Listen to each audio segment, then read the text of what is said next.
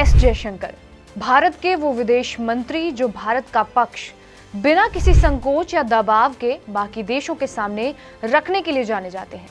जयशंकर के बयान अक्सर निडर, तीखे और टू द पॉइंट होते हैं। एक अच्छे डिप्लोमैट बनने के गुण शायद उन्हें अपने परिवार से ही मिले हैं। परमाणु हथियार का इस्तेमाल भारत पहले नहीं करेगा, ये सिद्धांत देने वाले और कोई नहीं बल्कि एस जयशंकर के पिता के सुब्रमण्यम थे।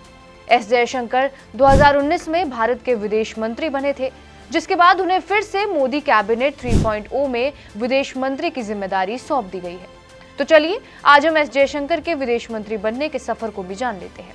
नमस्कार, मेरा नाम है रिया शर्मा और आप देख रहे हैं TV9 डिजिटल। साल था 2011 और तब नरेंद्र मोदी गुजरात के मुख्यमंत्री थे। उस वक्त उन्होंने चीन का दौरा किया था और उसी वक्त एस जयशंकर चीन में भारत के राजदूत थे और पहली बार भी दोनों की मुलाकात वही होती है। जयशंकर 3 साल तक चीन में भारत के राजदूत रहे थे, जो चीन में किसी भी भारतीय राजनयिक का सबसे लंबा कार्यकाल रहा था।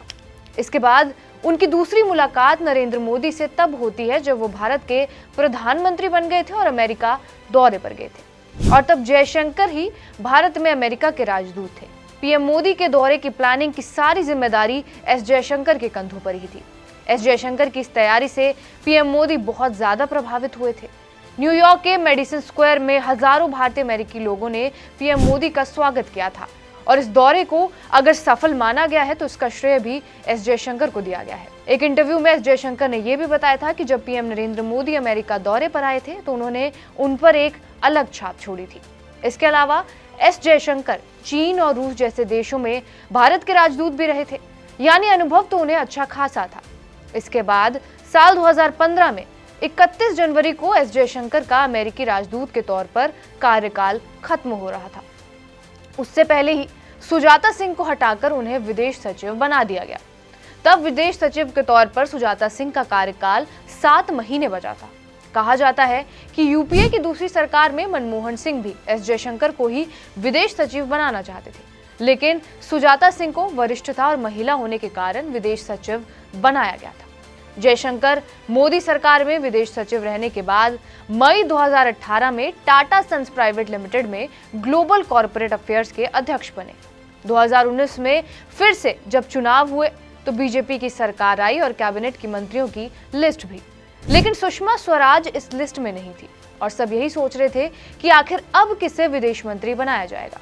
जिसके बाद ये साफ हो गया कि एस जयशंकर को मोदी सरकार में विदेश मंत्री की जिम्मेदारी सौंपी गई। 1955 में दिल्ली में पैदा हुए जयशंकर सरकारी अधिकारियों के एक प्रतिष्ठित परिवार से ताल्लुक रखते हैं। उनके पिता के सुब्रमण्यम एक जाने माने नौकरशाह थे और अंतर्राष्ट्रीय संबंधों के भी जानकार थे।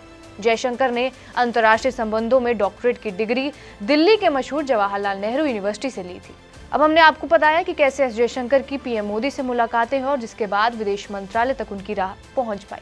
अब एस जयशंकर के राजनयिक के तौर पर पहले करियर को भी सिलसिलेवार तरीके से समझ लेते हैं। 1977 में एस जयशंकर भारतीय विदेश सेवा में शामिल हुए थे।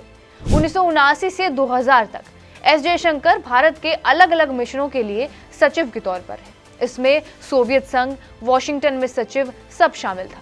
इसके अलावा वो राष्ट्रपति शंकर दयाल शर्मा के लिए 1992 में प्रेस सचिव भी रह चुके हैं। इसके बाद उनका राजदूत बनने का दौर शुरू हुआ। 2001 से 2004 में चेक गणराज्य में वो भारत के राजदूत बने। इसके बाद 2004 से 2007 में नई दिल्ली में उन्होंने विदेश मंत्रालय में संयुक्त सचिव की पदवी संभाली।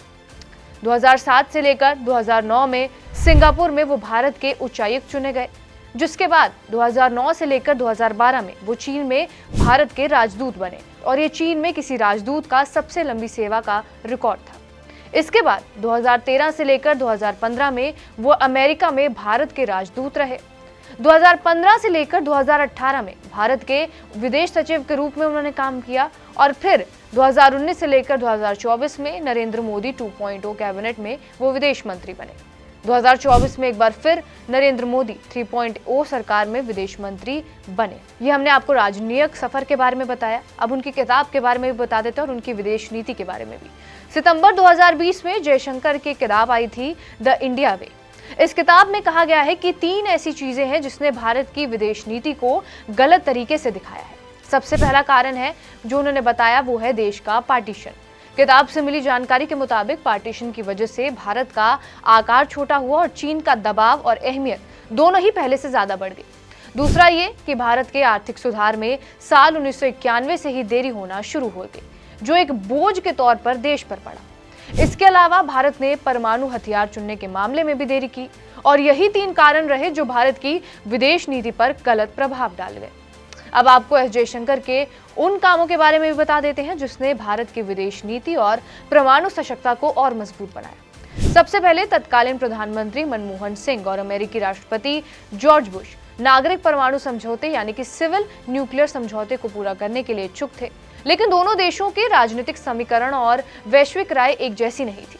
फिर भी जयशंकर ने कोशिशें जारी रखी थी और आखिरकार 2008 में जाकर इस सिविल न्यूक्लियर डील पर साइन हुई और इसका श्रेय कहीं ना कहीं जयशंकर को भी जाता है। एस जयशंकर को रूस, अमेरिका, चीन और एशियन देशों के बारे में एक जैसा ज्ञान रखने वाले राजनीतिज्ञ के तौर पर माना जाता है। साल 2019 में उन्हें पद्मश्री से भी नवाजा गया था। विदेश मंत्री जयशंकर की भारत में बढ़ती पॉपुलैरिटी की सबसे बड़ी वजह यह भी है कि लोग देख रहे हैं कि वो अमेरिका और यूरोपीय संघ जैसी दुनिया की बड़ी ताकतों के सामने डटकर खड़े रहते हैं और भारत का पक्ष लेते हैं।